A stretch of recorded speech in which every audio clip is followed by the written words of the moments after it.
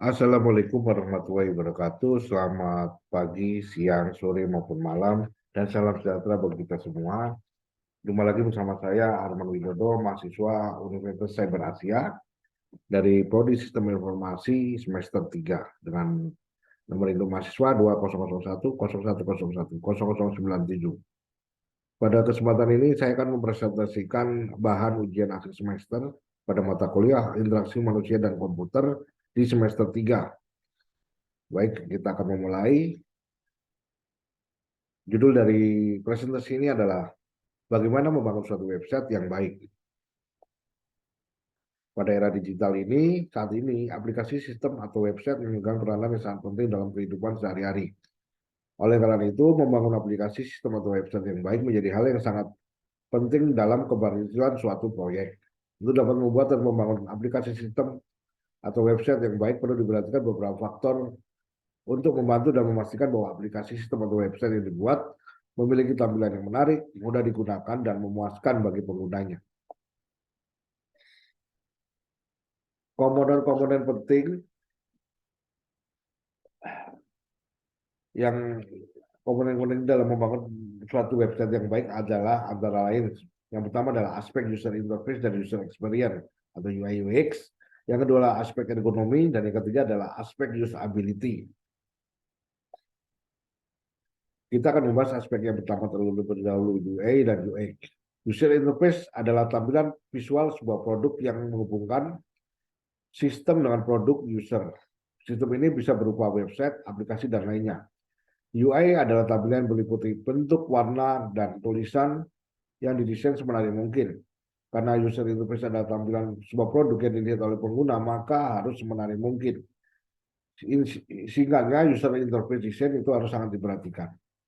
Yang kedua adalah user experience atau yang yaitu konsep yang berfokus pada cara pengguna berinteraksi dengan produk atau layanan yang mereka gunakan.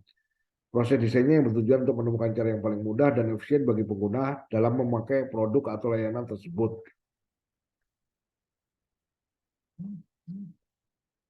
Jadi user experience yang baik akan menghasilkan angka penjualan serta dengan keberhasilan yang baik pula. Kita akan bahas tentang UI terlebih dahulu, user interface. Komponen dasar pembentuk user interface antara lain tata letak atau penempatan elemen UI yang digunakan. Yang kedua adalah warna dari desain antar muka secara umum. Yang ketiga adalah tipografi, komponen kombinasi huruf yang digunakan pada UI. Yang terakhir adalah grafik, ikon yang digunakan sebagai ilustrasi penggunaan sistem.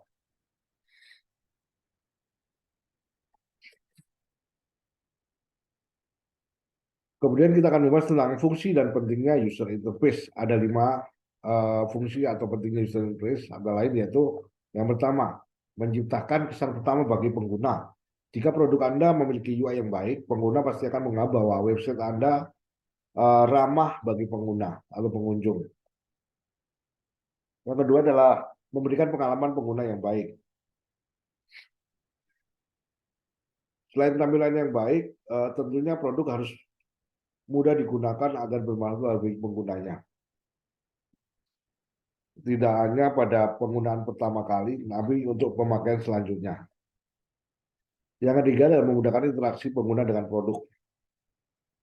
UI pada sebuah produk, baik aplikasi maupun website menjadi sangat penting karena dengan UI pengguna bisa berinteraksi dengan produk tersebut. Tampilan UI yang baik pasti akan memudahkan interaksi pengguna dengan produk. Jika interaksi pengguna berjalan baik, kebutuhan dan tujuan pengguna menggunakan produk dapat terpenuhi. Yang keempat adalah meningkatkan penjualan dan pertumbuhan bisnis. Mengembangkan user interface adalah salah satu cara meningkatkan pertumbuhan bisnis. Desain UI dapat meningkatkan pengalaman dan kepuasan pengguna, sehingga pada akhirnya bisa meningkatkan jumlah pengguna. Karena UI berfokus pada kepuasan dan kesenangan pengguna, maka UI berperan penting dalam kesuksesan bisnis Anda. Yang kelima adalah meningkatkan kualitas branding. Desain UI seharusnya lebih dari sekedar visual yang cantik dan enak dipandang. Desain UI secara langsung akan mencerminkan nilai dan kualitas produk. Persaingan dagang yang semakin ketat membuat setiap perusahaan harus berlomba-lomba menciptakan tampilan yang menarik dan menyenangkan ketika digunakan. Kemudian adalah karakteristik UI yang baik. Yang pertama adalah jelas dan ringkas. User interface website yang bagus haruslah jelas, namun Anda harus membuat desain yang ringkas. Jika Anda terlalu panjang membuat definisi dalam penjelasan website Anda akan terlihat berantakan. Yang kedua adalah desain responsif. Desain website yang responsif membuat pengunjung dapat mengakses website Anda di berbagai perangkat seperti PC desktop dan mobile dengan baik. Yang ketiga adalah informasi terstruktur.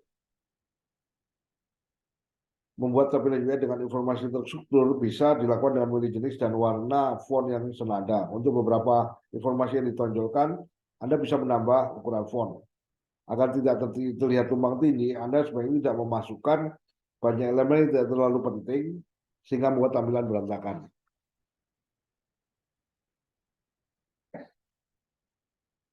Kemudian adalah konsisten. Konsistensi pada desain interface akan memudahkan pengguna memahami tampilan website Anda. Pengguna bisa mempelajari fungsi-fungsi tombol, icon, maupun tab yang ada pada website Anda. Yang kelima adalah tentang kontras warna yang baik. Pemilihan warna dalam desain interface sangat penting. Website dengan warna yang hampir mirip tentu akan membuat pengguna sulit menangkap informasi yang ingin disampaikan.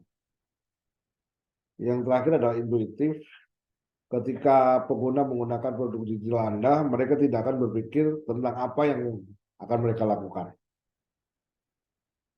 Selanjutnya adalah tentang user experience, kegunaan dan manfaat user experience. Yang pertama adalah tingkat konversi yang lebih tinggi. Pelanggan merasa nyaman dan senang menggunakan layanan Anda, tentu akan lebih berpotensi untuk melakukan transaksi dan menyelesaikan pembelian. Yang kedua adalah pelanggan yang lebih loyal. Kalau pelanggan sudah merasa bahwa produk dan layanan Anda mampu mengatasi masalah mereka tanpa menimbulkan masalah baru, kemungkinan besar mereka akan terus menggunakannya. Bahkan saat membutuhkan produk atau layanan baru, brand Anda akan menjadi yang muncul pertama kali di benak mereka. Yang ketiga adalah efisiensi sumber daya. Menganalisis user experience memungkinkan proses perencanaan yang lebih baik dan meminimalkan risiko pengerjaan ulang, sehingga akan menghemat waktu dan biaya. Dan yang keempat adalah meningkatkan manfaat produk. User experience yang baik tentu saja akan membuat pelanggan terkesan dan merasa bahwa uang yang mereka keluarkan sangat worth it untuk mendapatkan produk Anda. Kemudian tentang desain UX yang baik. Yang pertama adalah empathize.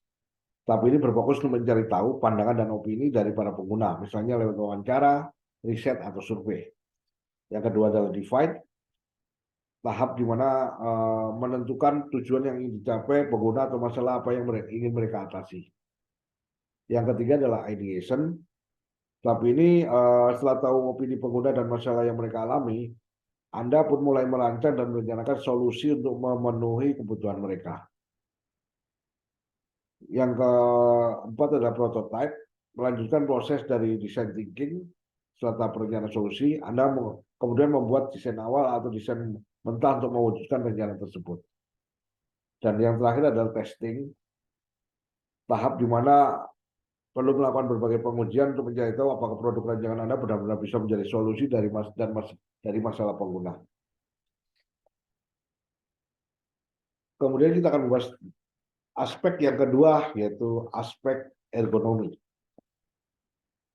Aspek ergonomi sendiri merupakan ilmu yang mempelajari tentang perilaku manusia dalam kaitannya dengan pekerjaan mereka.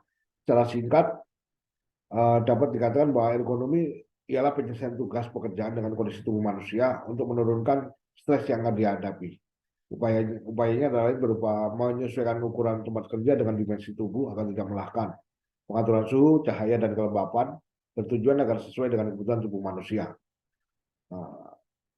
Pengertian ergonomi seperti itu, jadi ergonomi berlaku pula untuk pembangunan suatu website atau produk digital. Hal-hal yang perlu diperhatikan dalam pendesain website dilihat dari aspek ergonomi. Yang pertama adalah desain yang responsif. Desain yang responsif memastikan bahwa website kita dibuka dan dilihat dengan baik dari berbagai perangkat seperti desktop, laptop, tablet, dan smartphone. Ini memastikan bahwa pengguna dapat dengan mudah menjelajahi website tanpa harus zoom in dan zoom out untuk melihat konten. Kemudian penempatan elemen seperti tombol, menu, dan form yang harus mudah ditemukan dan dipahami oleh pengguna. Ini memastikan bahwa pengguna dapat menemukan dan mengakses fitur dan layanan yang ditawarkan oleh website dengan mudah. Yang ketiga adalah ukuran font yang sesuai. Ukuran font harus mudah dibaca dan nyaman untuk mata. Ini memastikan bahwa pengguna dapat dengan mudah membaca konten pada website tanpa merasa kelelahan. Dan yang terakhir adalah tampilan warna yang nyaman. Tampilan warna harus nyaman bagi para pengguna dan memastikan kontras warna yang baik antara teks dan latar belakang. Hal ini dilakukan agar pengguna dapat dengan mudah membaca konten pada website tanpa merasa lelah dan capek di mata. Kemudian kita bahas aspek ketiga adalah usability, diartikan sebagai kualitas pengalaman pengguna ketika berinteraksi dengan suatu produk atau sistem, termasuk di dalamnya website. Usability adalah tentang efektivitas, efisiensi, dan kepuasan pengguna. Di sisi lain, usability mengukur sejauh mana kemudahan dapat dirasakan oleh pengguna. Usability dapat dicapai dengan mengoptimalkan pengalaman pengguna melalui independensi browser, aksesibilitas, perilaku yang diharapkan, struktur logik website, serta tata letak. Selain itu, konten yang membingungkan dan penggunaan efek yang mengganggu harus dihindari. Sebuah website harus memberikan konten bermanfaat yang relevan dan sesuai dengan harapan pengguna. Ciri-ciri produk yang memiliki usability tinggi. Yang pertama adalah efektivitas. Bagaimana pengguna dapat mencapai tujuan tepat sasaran? Ini adalah pertanyaan soal efektivitas dalam usability. Yang kedua adalah efisiensi. Efisiensi soal kecepatan. Berapa lama pengguna bisa mencapai tujuannya? Ini bisa ditingkatkan melalui shortcut. Contoh seperti kita bisa menekan tombol Ctrl dan C untuk mengcopy. Yang ketiga adalah engagement. Bisa dilihat sebagai ikatan. Maksudnya adalah seberapa besar kamu berusaha membuat produk menyenangkan dan memuaskan bagi pengguna agar pengguna selalu teringat dengan produk Anda. Kemudian toleransi error. Error yang dimaksud adalah berbagai kesalahan yang mungkin dilakukan pengguna. Misalnya tidak sengaja menghapus email atau salah menekan tombol. Untuk mencegahnya, kamu bisa mendesain tombol yang jelas dengan membedakan tampilan tombol dengan fungsi yang berbeda. Kemudian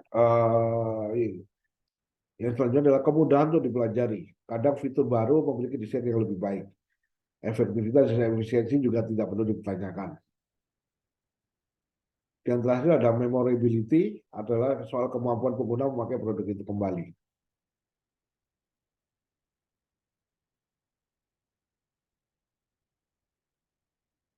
Baik, selanjutnya kita akan membahas tentang bagaimana IMK dapat membantu para user dalam memahami website atau sistem.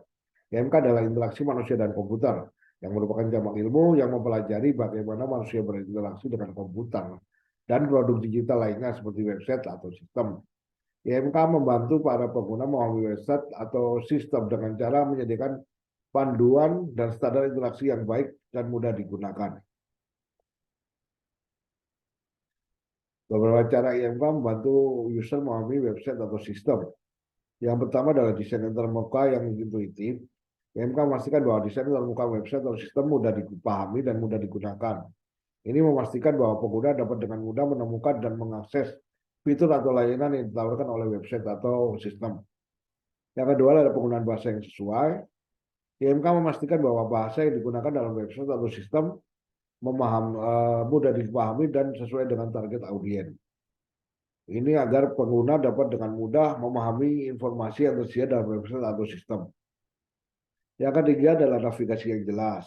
IMK memastikan bahwa navigasi pada website atau sistem jelas dan mudah digunakan.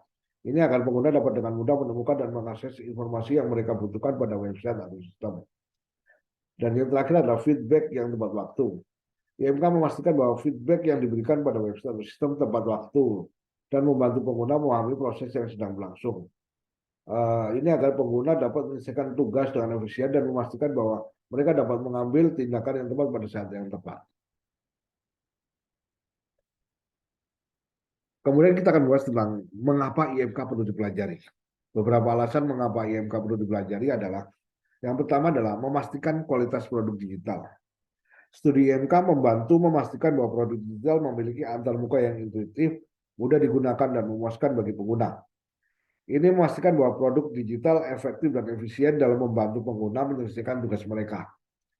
Yang kedua adalah menciptakan produk digital yang ramah pengguna. IMK membantu memastikan bahwa produk digital dirancang dengan memperhatikan kebutuhan dan preferensi pengguna. Ini membantu memastikan bahwa produk digital memberikan pengalaman yang memuaskan bagi pengguna dan membantu memenuhi harapan mereka. Dan yang ketiga adalah menciptakan produk digital yang aksesibel. IMK membantu memastikan bahwa produk digital dapat digunakan oleh semua orang, termasuk mereka dengan hambatan fisik dan mental. Ini untuk memastikan bahwa produk digital aksesibel bagi seluruh masyarakat dan membantu memenuhi standar universal aksesibilitas. Kemudian kita harus tentang siapa saja yang perlu mempelajari IMK. IMK bisa dipelajari oleh orang dari berbagai latar belakang ilmu, seperti desainer, pengembang, manajer proyek, dan profesional dari bidang terkait lainnya. Dalam banyak kasus, IMK sangat penting bagi mereka yang bekerja pada proyek pengembangan produk digital dan bertanggung jawab untuk memastikan bahwa produk tersebut mudah digunakan dan memuaskan bagi pengguna. Namun siapapun yang tertarik pada bagaimana manusia berinteraksi dengan teknologi atau komputer, seperti komputer dan ingin mempelajarinya, cara membuat produk digital yang baik dan aksesibel, bisa mempelajari ilmu tentang interaksi manusia dan komputer. Berikut adalah contoh website dengan tampilan yang baik. Saya mengambil contoh dari website Rainforest Guardian. Alasannya adalah karena memiliki desain homepage yang sangat responsif dan komunikatif. Pengunjung dapat berinteraksi pada homepage dengan melakukan zoom in serta menggunakan kursor untuk melihat berbagai desa dan saluran air yang membentuk hutan hujan Amazon. Kemudian menyajikan informasi yang paling sangat padat dan bermanfaat mengenai hutan hujan Amazon melalui tampilan desain website. Selanjutnya adalah tentang tampilan website yang buruk. Saya beri contoh adalah linkscare.com. Hal ini karena terlalu banyak memuat konten gambar dan gambar bergerak, terlalu banyak memuat iklan, fitur utama website kalah oleh fitur pendukung, pilihan warna yang terlalu cerah membuat mata menjadi cepat lelah, dan terakhir layout website yang terkesan kurang tertata. Kesimpulan dari seluruh pembahasan sebelumnya adalah bahwa keberhasilan menggunakan suatu produk digital seperti aplikasi, sistem, atau website harus memperhatikan memiliki aspek-aspek seperti UI dan UX dan aspek ergonomi yang baik serta aspek usability yang tinggi. Kemudian studi IMK membantu memahami bagaimana manusia berinteraksi dengan teknologi dan memastikan bahwa produk digital memenuhi harapan dan kebutuhan pengguna. Oleh karena itu, penting untuk belajar IMK dan memperhatikan aspek interface, UI, UX, ergonomi, dan usability dalam pengembangan suatu produk digital. Demikian paparan yang saya sampaikan. Terima kasih. Semoga berguna dan bermanfaat. Keep spirit and always positive thinking for a better tomorrow. Saya tutup presentasi ini. Assalamualaikum warahmatullahi wabarakatuh.